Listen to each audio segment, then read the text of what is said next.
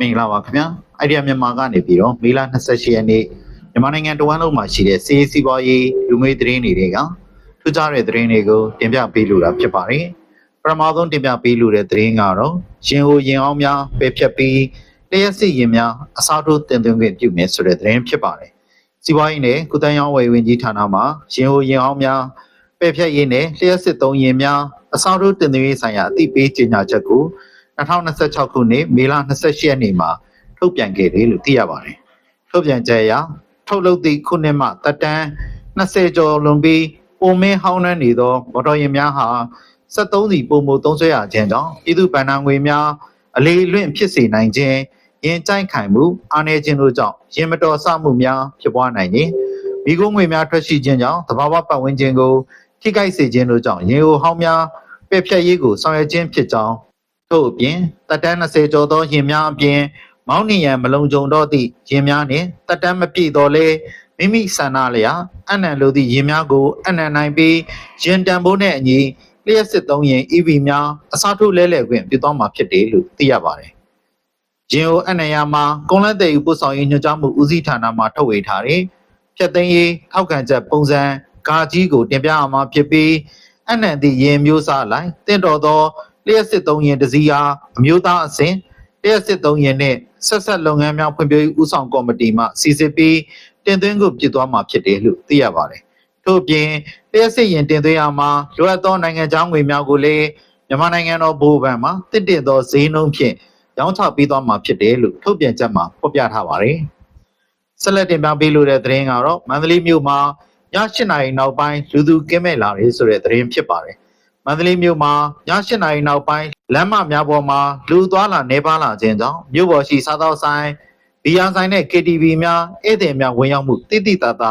ာရောနေကြဆင်းလာကြောင်းမေလ28ရက်နေ့ဒေသခံများထံမှသိရပါတယ်။ဒေသခံများအနေဖြင့်လူရက်ခံရမှုနဲ့ပျောက်ဆုံးမှုစတဲ့လုံခြုံရေးဆိုင်ရာစိုးရိမ်မှုများမြင့်တက်လာခြင်းကြောင့်ညပိုင်းအထိအပြင်ထွက်ပန်းပြေခြင်းကိုရှော့ချလာကြခြင်းဖြစ်တယ်လို့သိရပါတယ်။လမ်းမများပေါ်မှာည8နာရီကျော်ပါကလူမရှိသလောက်ပင်၆ကတ်သွားသဖြင့်လမ်းမေးထမင်းကျော်ဆိုင်နဲ့အကင်ဆိုင်များပင်လင်းည9နာရီမတိုင်ခင်ဆိုင်များပိတ်သိမ်းလာကြတယ်လို့သိရပါတယ်။ကလပ်နဲ့ KTV ချို့မှမူလာရောက်သူအချို့ရှိတော်လဲညဘက်တွင်ပြန်မထွက်ရဲသဖြင့်ညလုံးပေါက်နေထိုင်ကြသည့်အခြေအနေမျိုးများရှိတယ်လို့သိရပါတယ်။ယခင်ကညပိုင်းလင်းဆိုင်များဖြင့်စီကားခဲ့တဲ့မန္တလေးမြို့ညဟာလက်ရှိမှာလုံခြုံရေးအခြေအနေကြောင့်အသွင်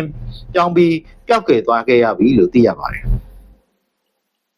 ဆက်လက်တင်ပြပေးလိုတဲ့သတင်းကတော့ရန်ကုန်စေယုံကြီး၄ခုမြောက်လူနာဆောင်နားနေတစ်ကိုမေလ28ရက်နေ့မှာစတင်အသုံးပြုနိုင်ပြီဆိုတဲ့သတင်းဖြစ်ပါတယ်။ရန်ကုန်ပြည်သူ့စေယုံကြီးမှာလာရောက်ပြသတဲ့လူနာများနဲ့အတူလိုက်ပါလာသောလူနာဆောင်များစိတ်ချမ်းသာစွာညအိတ်နားနေနိုင်ရန်အတွက်လူနာဆောင်နားနေသောအဆောင်၃ဆောင်ကိုစောက်လုပ်ပေးထားတယ်လို့သိရပါတယ်။ထို့ပြင်မေလ28ရက်နေ့မှာစတင်ကအသုံးပြုနိုင်မှာဖြစ်ပြီး၄ခုမြောက်ဖြစ်သောလူနာဆောင်များညအိတ်နားနေနိုင်ရန်အတွက်လူနာဆောင်နားနေဆောင်တစ်တစ်ခုကိုလည်းထပ်မံဆောက်လုပ်ပေးခဲ့တယ်လို့သိရပါတယ်။ဆက်လက်တင်ပြပေးလိုတဲ့သတင်းကတော့မန္တလေးတိုင်းမရယာမြို့နယ်ရှိစကြင်ကျောက်ထုတ်လုပ်မှုလုပ်ငန်းအားဒေသတွင်းတည်ငြိမ်လာသဖြင့်ပြန်လည်အသက်ဝင်လာတယ်ဆိုတဲ့သတင်းဖြစ်ပါတယ်။မန္တလေးတိုင်းဒေသကြီးမရယာမြို့ရှိ